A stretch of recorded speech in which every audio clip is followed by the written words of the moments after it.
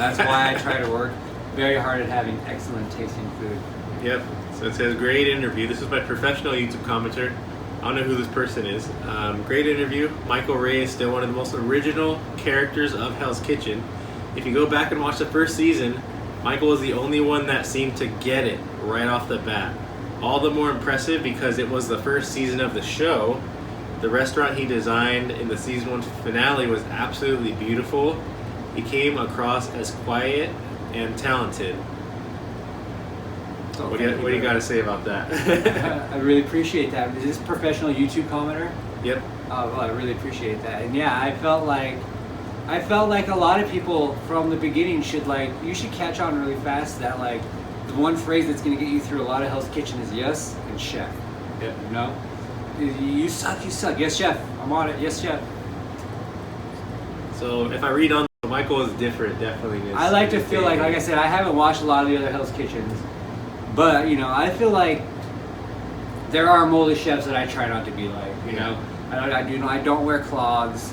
If I wear a chef jacket, I usually wear a dishwasher jacket.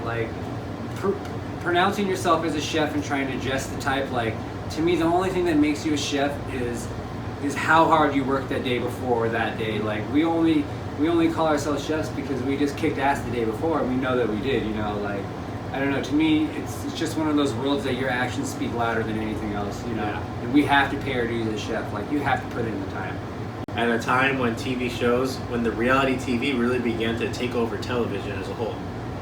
So when I first got onto Hell's Kitchen that first day, so what happened was they sequestered us for about a week before they started filming, right? Yeah. So everybody was in their own hotel room, alone from everybody. You can't use the phone. You can't reach out.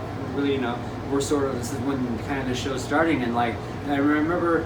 So you guys today we're going to start filming. It's going to be our first day. But they put blindfolds on all of us. Oh wow. Yeah, and we're being led through all this room, sit here for 5 minutes while you're blindfolded, and I can remember them taking out the blindfolds and just being okay, here it goes, and just it was like being on a roller coaster right when you do that first jump, and all of a sudden it's just it's out of your hands, you just let go, and just it was there was almost an expectation from the production staff and from Gordon that there was this undertone on how they presented stuff to us and sort of how we should act.